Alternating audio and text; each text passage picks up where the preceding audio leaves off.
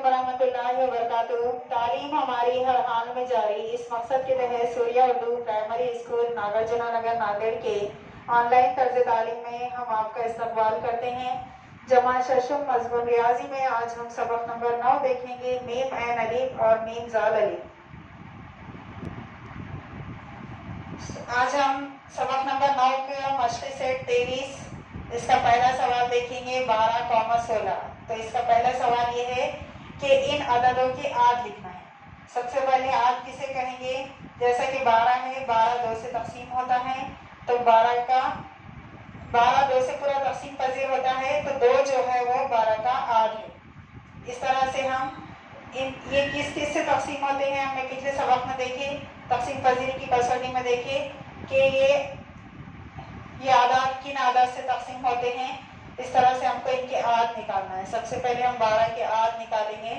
12 کے عاد میں سب سے پہلے 1 اس کا عاد ہوگا، اور اس کے بعد 2 6 کے 12 ہوتا، اس کے بعد 3 کیونکہ اس کے ہندسوں کی جمع 3 ہوتی ہے، 3 سے تقسیم پذیر ہے۔ اس کے بعد 4 اس کے اکائی اور دہائی سے بننے والا عدد 4 سے تقسیم ہوتا ہے۔ اس کے بعد 6 دونی 12، اور اس کے بعد خود 12 سے یہ تقسیم پذیر ہے۔ اس کے بعد 16 کے عاد ہم کو لکھنا ہے 1 2 اکائی میں 6 ہے، اس لیے 2 سے تقسیم پذیر ہے۔ اس کے بعد 4 4 16، اس کے بعد 8 کے پہاڑے میں آئے گا، یہ 8 دونی 16 اور خود 16۔ اب اس کے بعد ان کے ہم کو مشترک عاد دکھانا ہے، 12 اور 16 کے مشترک عاد۔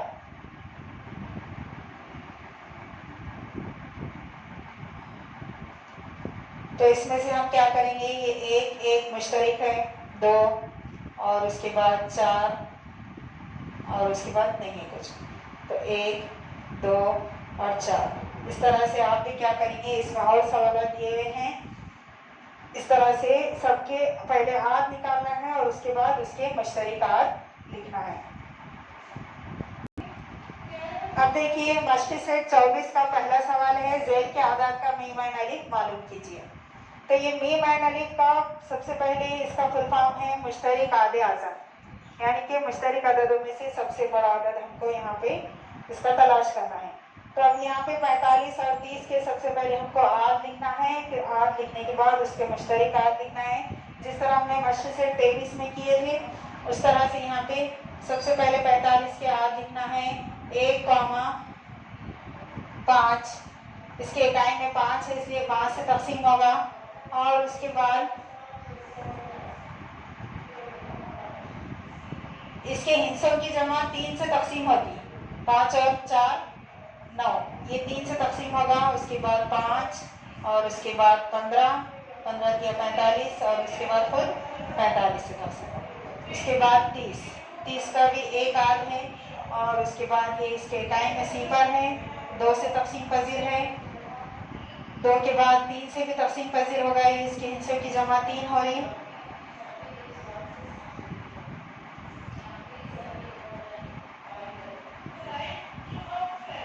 اس کے بعد 5 6 اور 10 اور اس کے بعد 15 اور خود 30 سے یہ تقسیم پذیر ہوگا۔ تو اب ہم کیا کریں گے، اس کے دونوں کے مشترک عاد نکالیں۔ مشترک عاد 1 3 5 اور 15، 1 3 5 اور 15۔ اب ان میں سب سے بڑا کون ہے 15، تو یہ میم عین الف کیا ہو گیا 15۔ اس طریقے سے آپ اس کے باقی سوالات کا اس طرح سے حل کریں گے، میم عین الف معلوم کریں گے، ان کے عاد لکھنا ہے اور اس کے بعد ان کے مشترک عاد لکھنا ہے، اور مشترک عادوں میں سب سے بڑا عدد جو ہے وہ میم عین الف کہلاتا ہے۔ پیارے بچوں، ہم نے جو مشق سیٹ 23 اور 24 کیے ہیں، اس کا ہم نے ایک سوال آپ کو بتایا، آپ اس کے باقی کے تمام سوالات کاپی میں حل کریں گے اور ہم کو بتائیں گے اور ان ویڈیوز کو زیادہ سے زیادہ لائک کریں، شیئر کریں اور سبسکرائب کریں گے۔ اگلے ویڈیو میں پھر ملیں گے۔ اللہ حافظ۔